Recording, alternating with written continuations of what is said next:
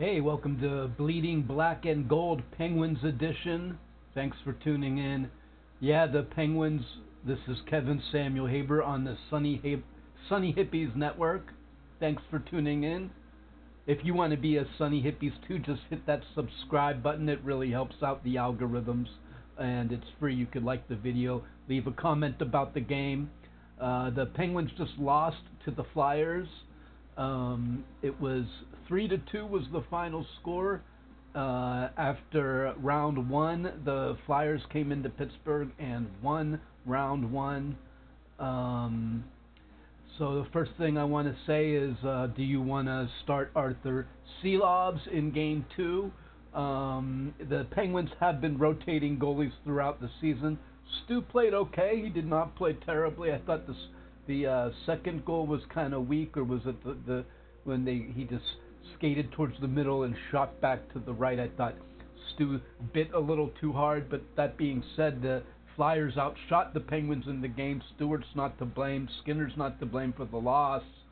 But they've been rotating goalies throughout the years, so maybe you do want to bring in Seelobs. Not any kind of indictment on Stu Skinner, but you just might want to bring him in because they've been swapping all season. But even though it was the Penguins who came out flat in the game, and the Flyers just played well. The Flyers played a stifling defense. They were in a 1-1-3, especially in the third period. They check and frustrate the Penguins. So I don't know if it's not an indictment on Skinner, but you might want to bring in Seelobs just to keep up the rotational goal that you did throughout the season, and also because just to give the team a spark. This guy Malkin got a goal in the game. I thought he did play well. However, there was some sloppy passes in the third period that you got to eliminate a lot of times, and he's carrying the puck, trying to do a little too much, trying to skate through guys a little too much when he can dump it earlier in the game. So I think Malkin did play good, especially early on, but he's got to do a little more dump and chase, and he's got to keep himself out of the penalty box.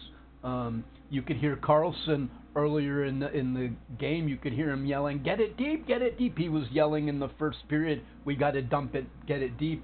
And late in the third period, the Penguins still were not getting it deep. So they've got to eliminate those turnovers. When the Flyers are playing this tight defensive system, you can't be passing across the ice and turning it over, and you got to get it deep, like Carlson was saying.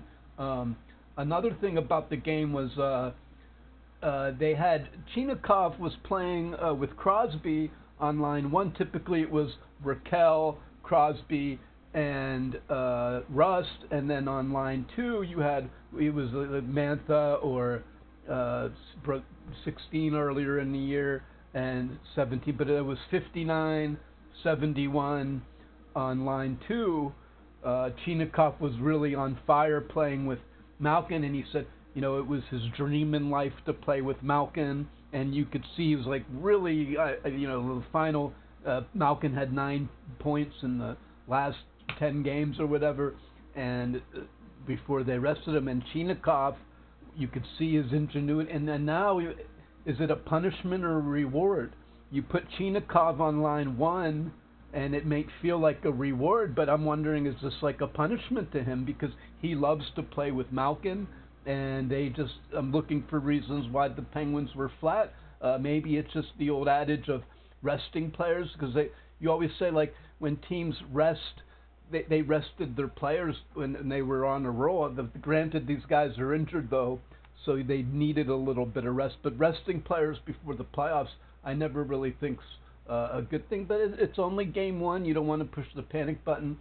The Penguins showed a lot of fight near it at the end there, coming back to make it 3-2. I expect them to play a lot better on Monday, and we'll see you Monday. Now, the other thing I wanted to add was about the power play looking flat, and you have Chris Letang benched on the power play, and then the first power play plays for 1 minute and 40 seconds because they don't want to come off the ice, and he comes on the ice for 10 seconds in power play too. So when the Penguins have a power play, they basically bench this guy. He's been on the power play for 20 years, with literally 20 years with Crosby and Malkin, and you bench him. I get it.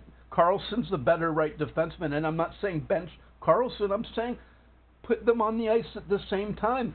Letang could play left defenseman. I mean, why do you think you could play Mantha 39 at left defense, but you won't stick a defenseman over on the left-hand side?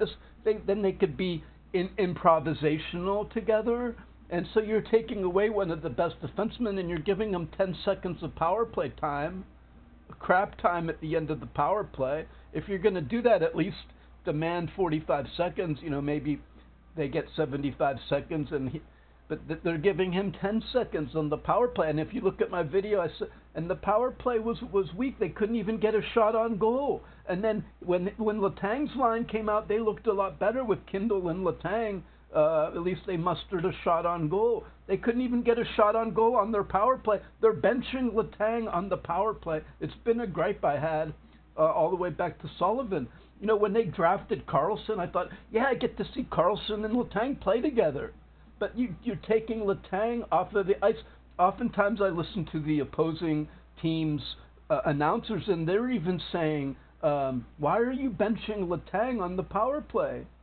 Put Letang on the power play, Unit 1, and with Carlson, just move Mantha down. Or Raquel or Rust, one of those three guys can go down, and then you're going to make power play Unit 2 stronger.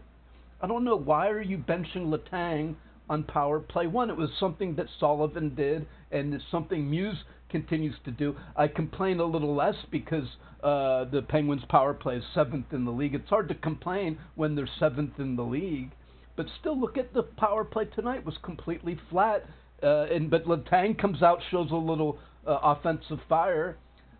So anyway, I wish they would add Letang to the power play, Unit 1. And Malkin, even though you scored, you got to watch your turnovers there, man. If Coach Kevin on Sunny Hippies Network, Bleeding Black and Gold Penguins edition, thanks for tuning in. Let's get him on Monday, guys.